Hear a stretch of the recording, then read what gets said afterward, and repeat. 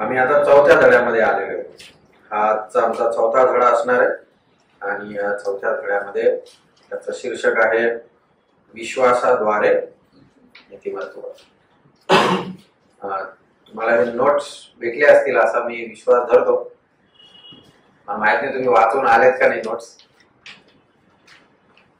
कारण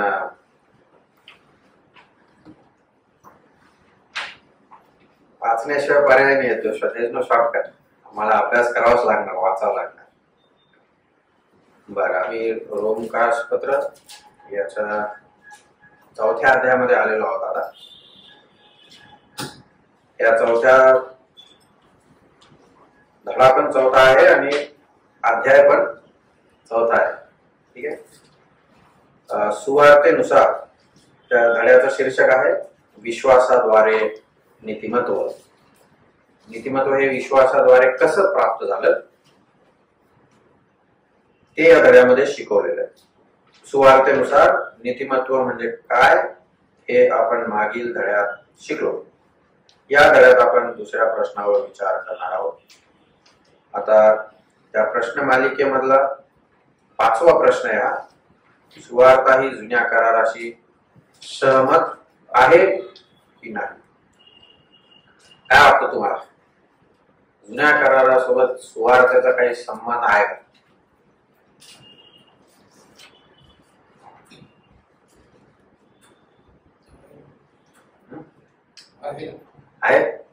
आहे. म्हणजे ज्यावेळेस पावलाने सुवार्ता ही जी किंवा तारण ही जी हा जो सिद्धांत आहे ज्यावेळेस तो शिकवायला सुरुवात केली त्यावेळेस लोकांना आश्चर्याने वाटलं की हे काय नवीन. जसं आश्चर्य इतर लोकांना माननाच्या संदर्भात वाटलं होतं, म्हणून त्यांनी प्रश्न विचारला होता, मानना या शब्दाचा अर्थ माहिती तुम्हाला काय? त्याचा अर्थ आहे हे काय. मानना म्हणजे व्हॉट इज दिस, कारण त्याला माहित नव्हतं हे काय. तर त्यांच्यासाठी ती गोष्ट कशी होती, नवीन होती. मानना कधी जिंदगीत कधी मानना पाहिलेला नव्हता. परंतु सुवार्ता किंवा तारण हे ज्यावेळेस पाऊल शिकवत असताना तो जुन्या कराराचा सहाय्य या भागामध्ये घेत असलेलं पाहायला मिळतं. म्हणजे जुन्या कराराशी या सुवार्तेचा संबंध आहे. ही काय नवीन गोष्ट त्याने त्याच्या कल्पनेतून किंवा अंतरिक्षातून कुठून तरी आणली असं नाही. पावलाने आधीच नमूद केले आहे की सुवार्ता ही जुन्या कराराशी सहमत आहे, परंतु या धड्यात तो हे सिद्ध करून दाखवित आहे.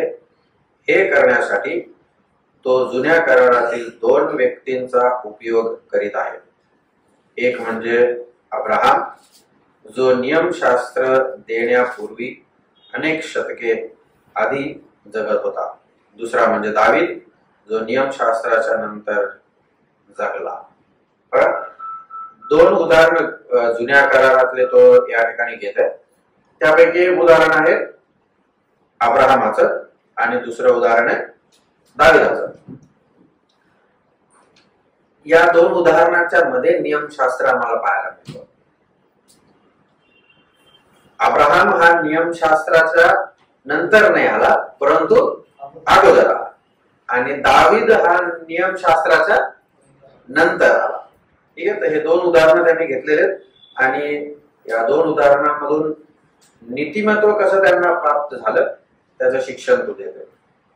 अब्राहमाचा ज्यावेळेस विचार करतो 1 ते 4 वचनं आम्ही वाचूया.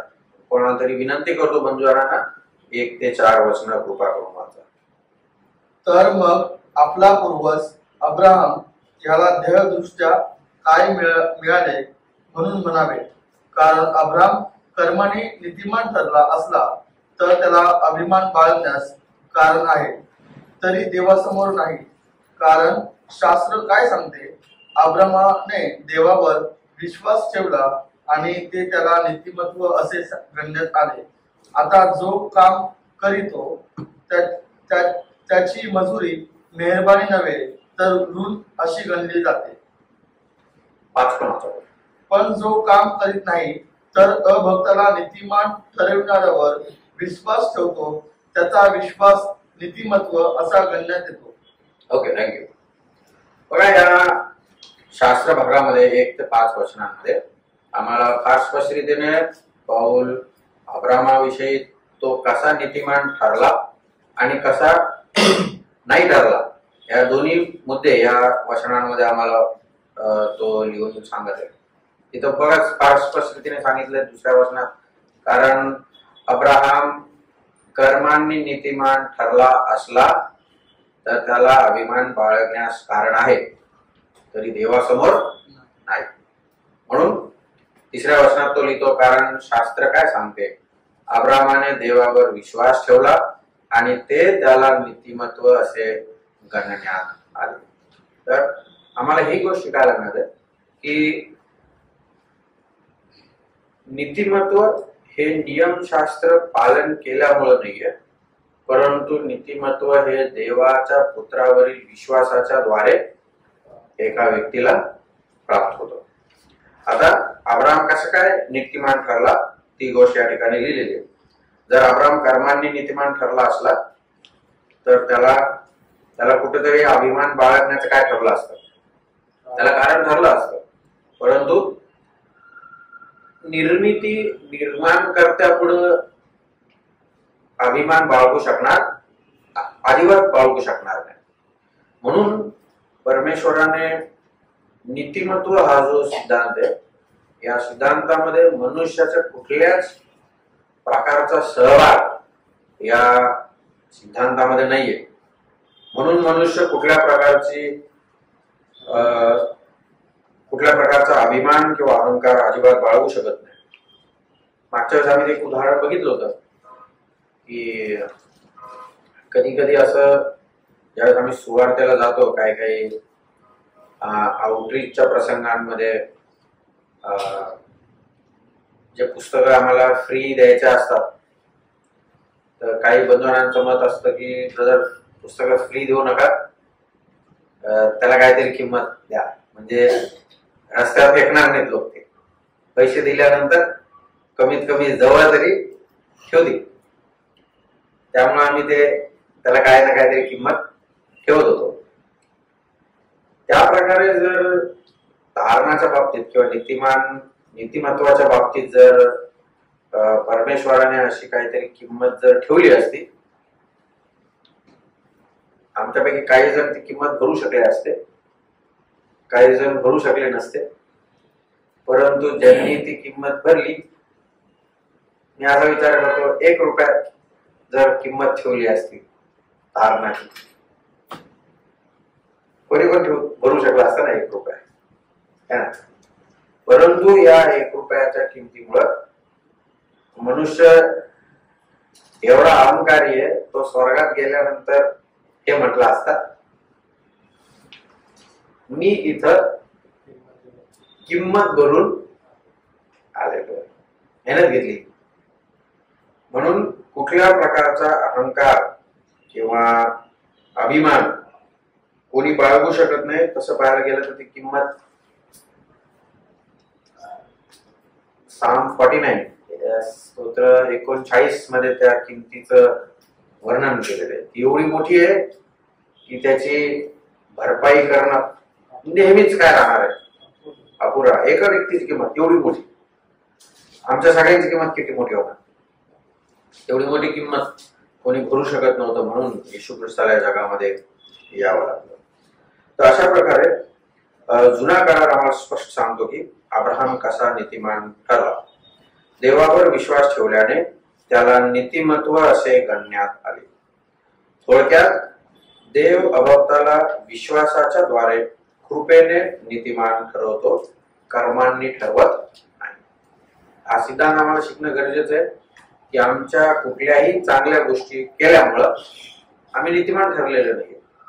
काही साक्षी मी ऐकलेल्या किंवा आम्हाला ऐकाव्यास मिळतात की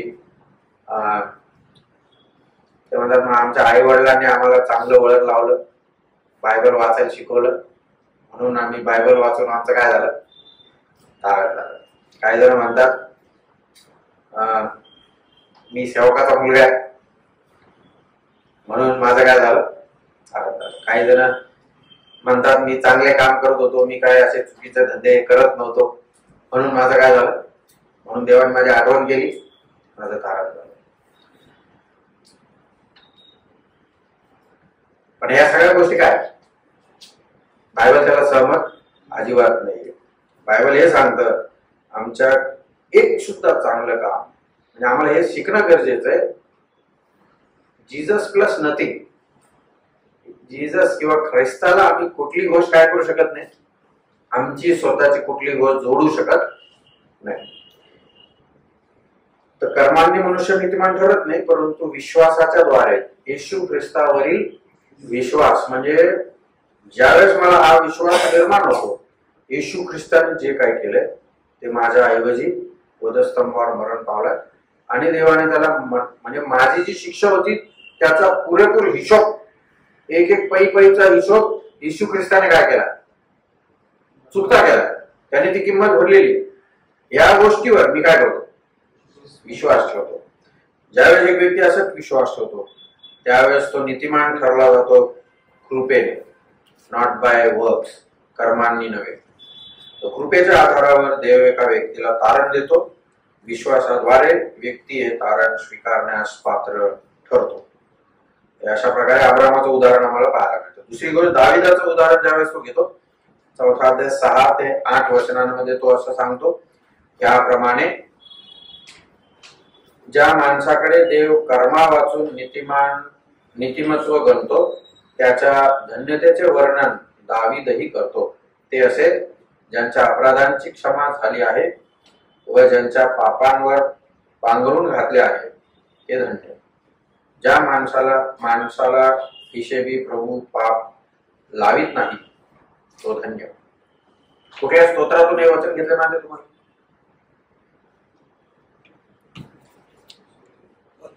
32 स्तोत्र बघा.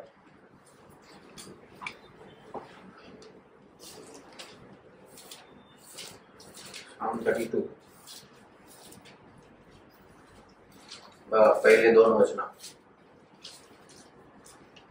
ज्याच्या अपराधाची क्षमा झाली आहे, ज्याच्या पापावर पांघरून घातले आहे तो धन्य. ज्याच्या हिशेबी परमेश्वर अनितीचा दोष लावित नाही व ज्याच्या मनात कपट नाही तो मनुष्य धन्य. बघा सुरुवात कशी केली दाविदाने, ज्याच्या अपराधांची काय झाली क्षमा, ज्याच्या पापांवर काय घातलेलं आहे पांघरून. तर अशा प्रकारे दावीद देखील त्याच्या स्तोत्रामध्ये हे घोषित करून सांगतो. आता दावीद नियमशास्त्राच्या नंतर जन्माला आलेला आहे. नियमशास्त्र त्याला माहितीये तरी पण तो ह्या ठिकाणी नियमशास्त्राचा उल्लेख नाही करत. तो हे म्हणतो की ज्याच्या पापांची क्षमा झाली आहे, ज्याच्या पापांवर पांघरून घातलंय तो धन्य आहे, त्याला नीतिमत्व काय झालेलं आहे प्राप्त झालेलं आहे. तर ज्यावेळेस आम्ही या ठिकाणी पापावरती पांघरून हा शब्द ज्यावेळेस दावीद वापरत आहे तर एक छोटासा सिद्धांत आम्हाला त्या ठिकाणी पाहावयास मिळतो. जुन्या करारामध्ये अटोनमेंट म्हणून तुम्हाला एक शब्द वाचायला मिळेल, प्रायश्चित. प्रायश्चित हा जो प्रकार आहे या गोष्टीमध्ये जे अर्पण केलं जात होतं त्या अर्पणामुळे पापावरती काय घालण्यात येत होतं, पांघरून घालण्यात येत होतं. याचा अर्थ पाप तिथं आहे परंतु त्याच्यावरती काय घातलाय, पडदा झाकलेला आहे. जसा हा पडदा झाकलेला आहे याचा अर्थ या पडद्याच्या पाठीमागे काहीतरी झाकलेली गोष्ट आहे. अगदी त्या प्रकारे जुन्या करारामध्ये आम्हाला अनेक पडदे बघायला मिळतात. प्रत्येक पडद्याच्या खाली काय पाप आहे तिथंच. परंतु ज्यावेळेस आम्ही नवीन करारामध्ये येतो, मराठीमध्ये दुर्दैवाने तो शब्द आलेला नाहीये परंतु इंग्लिशमध्ये तो शब्द आलेला आहे, त्याला प्रॉपिशिएशन म्हटलेलं आहे. आम्ही मराठी समजून घेण्यासाठी जुन्या कराराचं प्रायश्चित आणि नवीन कराराचं प्रायश्चित असं शिकू शकतो. परंतु इंग्लिशमध्ये त्याला फार स्पष्ट शब्द आहे, अटोनमेंट अँड प्रॉपिशिएशन. अटोनमेंट आहे या शब्दाचा अर्थ पांघरून घालणे, पांघरून आहे परंतु त्याच्यावर पडदा घातलाय. परंतु प्रॉपिशिएशन या शब्दाचा अर्थ हा होतो त्याच्यावरती पांघरून नाही घालत, परंतु ते पाप प्रभू येशू ख्रिस्ताने स्वदेही काय केलं, उचलून खांबावरती वाहून नेलं आणि वधस्तंभावरती काय केलं, ठेवून टाकलेलं. हा फरक आम्हाला पाहावयास मिळतो. हा मोठा फरक विश्वासणाऱ्यांच्या जीवनामध्ये झालेला आहे. हे नेहमी आठवणीत ठेवणं विश्वासणाऱ्यांनी फार गरजेची महत्वाची गोष्ट आहे. तर प्रॉपिशिएशन हा फार अद्भुत मोठा सिद्धांत आहे. या धड्यामध्ये जर तो कव्हर झाला तर ठीक आहे, नाही तर आपण असा एक थोडासा वेळ घेऊ आणि तो समजून घेण्याचा प्रयत्न करू. थोडक्यामध्ये तुम्हाला समजून सांगण्याचा प्रयत्न करतो. पूर्ण डिटेलमध्ये सांगता येणार नाही या वेळेमध्ये, परंतु बघा या प्रॉपिशिएशनच्या किंवा नवीन कराराच्या नीतिमान ठरविले जाण्याच्या संदर्भामध्ये 3 महत्वाचे चरित्र आम्हाला बघायला मिळतात. एक आहे देव, एक आहे मनुष्य आणि मध्ये प्रभू येशू. पण ज्यावेळेस मनुष्याने देवाविरुद्ध पातक केलं त्यावेळेस नुकसान कोणाचं झालं, जास्त कोणाचं झालं, कमी कोणाचं झालं किंवा दोघांचं सारखं झालं नुकसान? जास्त बरोबर, हे डिस्कशनचा क्लास आहे. हे सत्य समजणं गरजेचं आहे, म्हणून या गोष्टीवर थोडासा वेळ घालू आपण. त्याला पुत्र द्यायला. ओके, बघा मनुष्य ही जी निर्मिती आहे ही कोणाची आहे? देवाची. देवाने त्याच्यावरती मेहनत घेतलेली आहे. मनुष्य इव्हॉल्व नाही झाला, इव्हॉल्व इज क्रिएटेड. म्हणजे निर्मितीमध्ये परमेश्वराने त्याच्यावरती फार मेहनत घेतलेली आहे. दवाखान्यात गेल्यानंतर कळतं होतं दात किती महत्वाचा आहे. एक दात बसवायला 40-50 रुपये हे डॉक्टर. 32 दाताची किंमत किती झाली तेवढी. हे आम्हाला तेव्हा तोपर्यंत समजत ते जोपर्यंत आम्ही कुठे जात नाही, दवाखान्यात जात नाही. म्हणून मोठं नुकसान कोणाचं झाले? देवाचं झाले. कमी नुकसान मनुष्याचं झाले. आता एक असा विचार करा, मी मुंबईचा रहिवासी आहे, कळव्याचा, आणि मी रॉंग साईडनी गाडी काय करते चालवते, आणि किरण भाऊसाहेब तो व्यवस्थित येते त्याच्या मार्गाने, मी रॉंग साईडवर आहे, आणि आमच्या दोघांची काय झाली, टक्कर झाली. चूक कोण आहे? चुकीत कोण सापडले? तो का मी? माझ्या पण गाडीचं नुकसान झालं, सारखी तुटले बघा गाडीचे, त्याच्या पण गाडीचं काय झालं, नुकसान झालंय. आता ज्यावेळेस मी असं ठरवलं मी कोर्टात जाईल आणि आम्ही कोर्टामध्ये गेलो, ज्या क्षणी कोर्टाला समजेल हा माणूस रॉंग साईडवर होता, माझं ऐकायला बसलेत कधी, तो असा आला मी असा आला, ते काय नाही, तू बस, तू रॉंग साईडवर आहेस, तू काय बोलूच नकोस, है ना? मग याला विचारते, हा तुम्ही सांगा कसं काय झालं. त्याचं एक एक गोष्ट ऐकायला कोर्ट काय तयार. माझी कुठलीच गोष्ट कोर्ट ऐकणार नाही. तोच तीच बाब या ठिकाणी घडलेली. ज्यावेळेस आदामाने देवाविरुद्ध पाप केलं, आदाम ऑलरेडी देवाची प्रॉपर्टी होता, आणि पापामुळे देवापासून काय झाला, लांब गेलाय. एक उदाहरण देतो म्हणजे तुम्हाला समजेल. एक मनुष्य होता, त्याने एक जुनं जहाज INS विक्रांत म्हणून, जे जुने लोक आहेत त्यांना माहित असेल, INS विक्रांत म्हणून एक जहाज होतं, इंडियन वॉरशिप होती ती वॉरशिप, आणि त्याचं मॉडेल एका व्यक्तीने काय केलं, घरी तयार केलं, बनवलं, INS विक्रांतचं मॉडेल, छोटं मॉडेल, आणि ते खूप प्रसिद्ध झालं. ते एका म्युझियम मध्ये ठेवण्यात आलं. फार सुंदर मॉडेल होतं ते. परंतु एक दिवशी त्या म्युझियम मध्ये चोरी झाली. अनेक महागड्या गोष्टी त्या म्युझियम मधून गायब झाल्या. आणि जशी चोरी झाली, ज्यांचे मॉडेल तिथे ठेवली होते ते सगळे पळाले तिथं आपापलं मॉडेल आहे का नाही बघायला. हा माणूस तिकडे गेला, त्याला समजलं की काच फुटलेली आहे आणि जहाज तिकडून चोरीला गेले. त्याला वाईट वाटलं, पण काय करणार, कुठे गेले काहीच माहिती नाही. एक दिवशी असंच त्याला काहीतरी भंगारच्या दुकानामधून काही सामान विकत घ्यायचं होतं, म्हणून तो भंगारच्या दुकानामध्ये गेला. तो म्हटला मला जुनी गोष्ट, नवीन गोष्ट घेण्यापेक्षा भंगारच्या दुकानात मला मिळेल सामान. त्या उद्देशाने तो एका दुकानामध्ये गेला आणि त्याला काय सामान पाहिजे होतं ते बघता बघता एका कोपऱ्यात त्याला ते जहाजाचा एक छोटासा तुकडा दिसला सामान.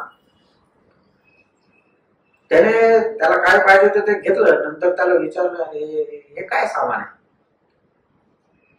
तो दुकानदार म्हटलं, भंगारवाला, हे असं असं जहाज आहे. ते बघता बरोबर त्याला समजलं हे मी बनवलेलं जहाज, तेच INS विक्रांतचं ते मॉडेल जे त्यांनी बनवलं होतं हाताने, ते तिथं पडलेलं होतं. पण आता हा माणूस घेऊ शकतो का ते? मग काय करावं?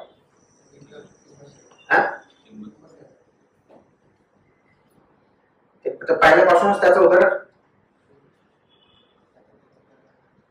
पण आता घेऊ नाही शकत, कारण ती दुसऱ्याची काय झालेली आहे, मालकी हक्क दुसऱ्याची प्रॉपर्टी झाली. म्हणून त्याने पुन्हा त्याला सांगितलं ह्याचे किती पैसे घेणार.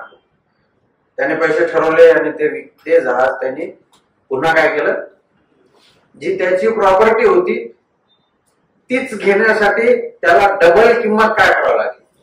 हा, बाय क्रिएशन ते जहाज त्याच होत, पण बाय रिडम्पशन ते जहाज पुन्हा त्याच झालेलं आहे. हे सत्य समजणं गरजेचं आहे. तर ती बाब आम्हाला या ठिकाणी पाहायला मिळते. ज्यावेळेस मनुष्याने परमेश्वराच्या विरुद्ध पाप केलं त्यावेळेस त्याचं पण नुकसान झालं, परंतु मोठं नुकसान कोणाचं झालंय? देवाचं झालंय. आता कोर्टामध्ये गेल्यानंतर आमचा ऍक्सिडेंट झालाय, माझ्या गाडीचं पण थोडंसं नुकसान झालंय, किरणच्या गाडीचं जास्ती नुकसान झालं. आता किरण काय म्हणाल कोर्टामध्ये? चल भाई, माझ्या गाडीची भरपाई मला गाडी भरून पाहिजे, मला बाकीच काय ऐकायचं नाही. अगदी त्या प्रकारे ज्यावेळेस डिमांड, त्याला रायचस डिमांड म्हणतात,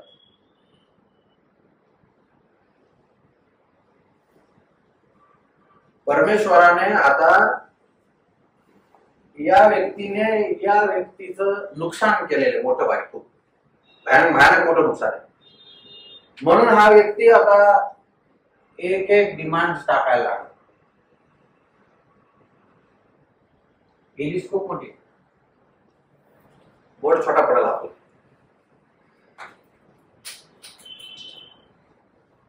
मग ती डिमांड ही होती की माझं जसं अगोदरच होतं तसं मला आता करून पाहिजे. पण आता या व्यक्तीकडे काय ही डिमांड पुरी करायची? त्याच्या एका पापामुळं त्याचं स्वतःचं नुकसान झालंय, त्याच्या येणाऱ्या अख्ख्या पिढीचं काय झालेलं आहे, नुकसान झालंय. जे नेचर आहे, जे सृष्टी आहे, त्याचं काय झालेलं आहे, नुकसान झालंय. जमिनीला काय मिळालंय, शाप मिळालाय. म्हणजे अख्खी सृष्टी एका पापामुळे काय झाली, बिघडली, नुकसान पावलं, खूप मोठा लॉस झालाय देवाचा. आता हे सगळं लॉस, इसके पास क्या है लॉस भरने के लिए?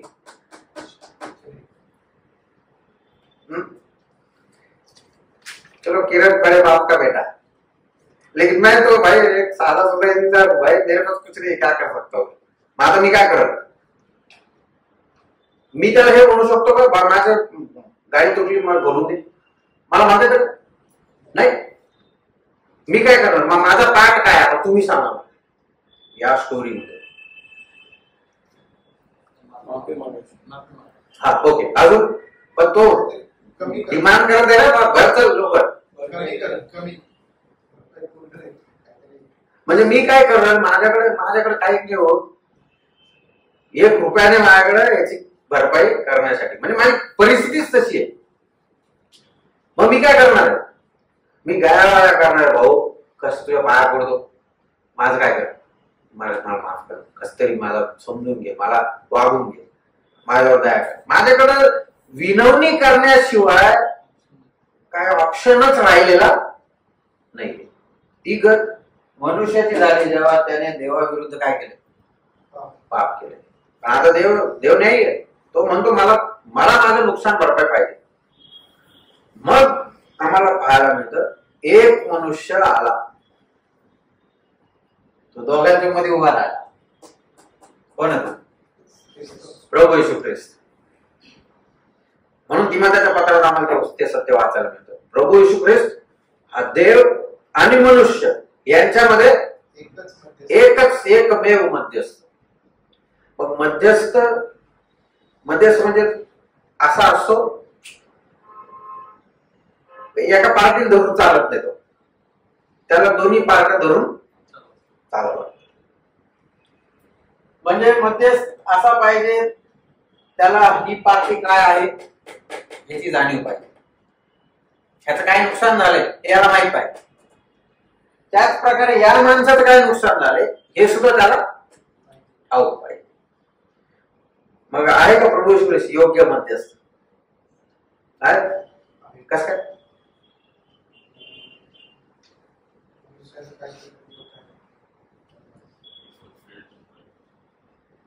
He fulfilled God's demands. निष्पाप. बघा, म्हणून त्याला काही अभ्यासक त्याला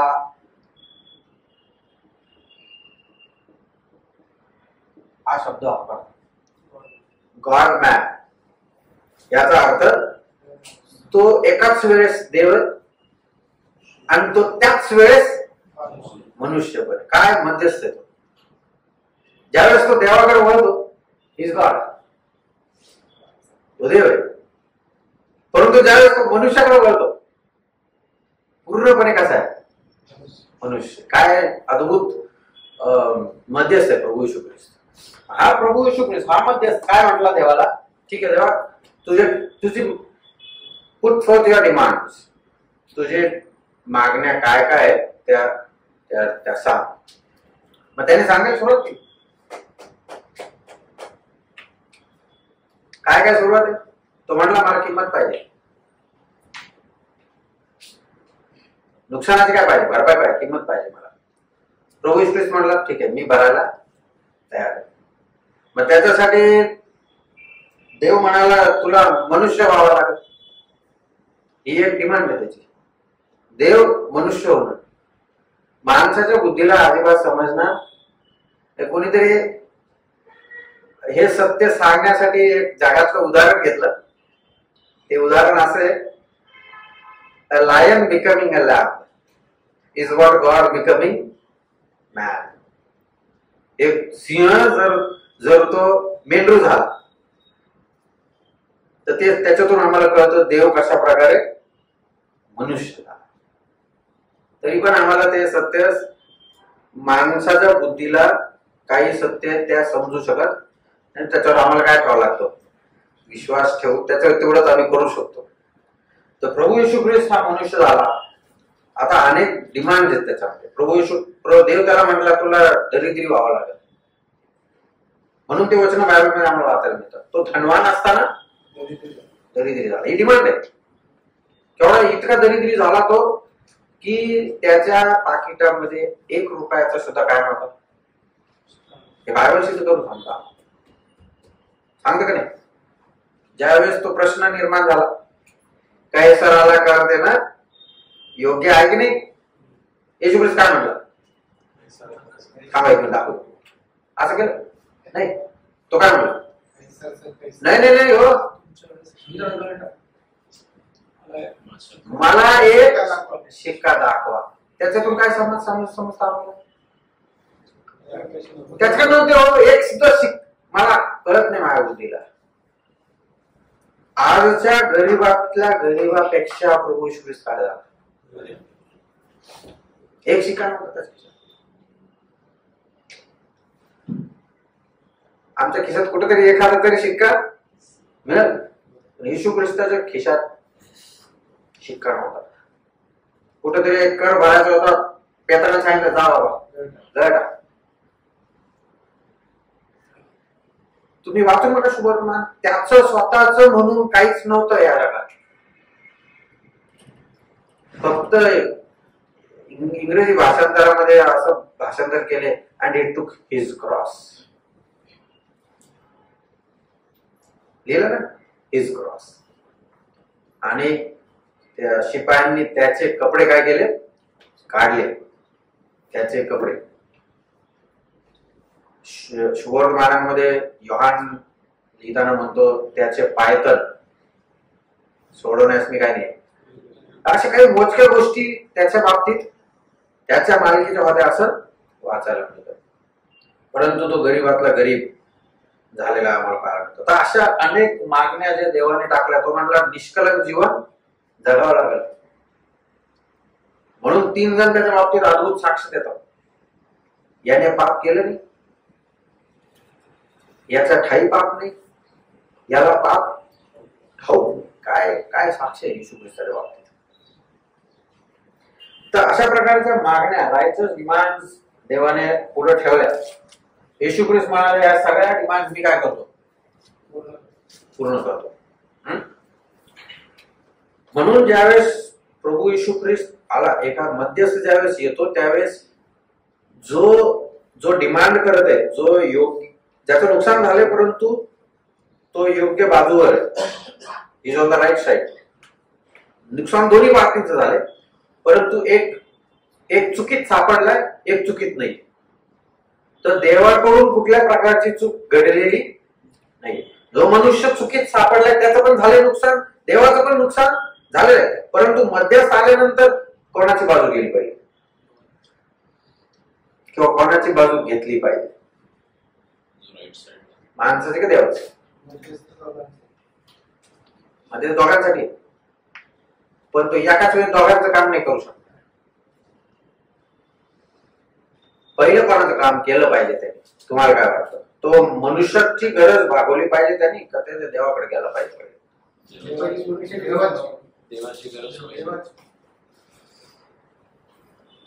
की जर देवा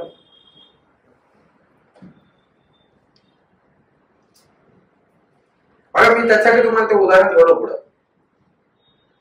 ऍक्सिडेंट झाल्यानंतर माझा आणि किरणचा, मी रॉंग साइडवर आहे, तो योग्य दिशेने आहे. त्यांनी मुद्दामून जरी गाडी ठोकली तरी तो बरोबर आहे. हा ना, हा कानून आहे. हा पोलीस म्हणजे हे नाही बघणार की कोणी कोणाला ठोकलं. पोलीस पहिले हे बघत बाबा रॉंग साइडवर कोण आहे. एखादा पोलिसाला कळाला मी रॉंग साइडवर, संपला विषय तिकडच, फिनिश. मग पोलीस माझं ऐकायला बसलेलं नाहीये, पोलीस कोणाचं ऐकणार? या साहेबांचं ऐकणार. अगदी त्या प्रकारे या केसमध्ये, ही पण एक कोर्ट केस आहे. रोमकारास पत्र एक कोर्ट आहे, माहित असेल तुम्हाला कदाचित. देवाच्या कोर्टामध्ये सगळे जण काय झालेले आहेत, जमा झालेले आहेत. या कोर्टामध्ये प्रभू येशू ख्रिस्त जो मध्यस्थ म्हणून आलाय, त्याने पहिले कोणाची बाजू मांडली? देवाची बाजू मांडली. कारण ही ऑन द राईट साइड.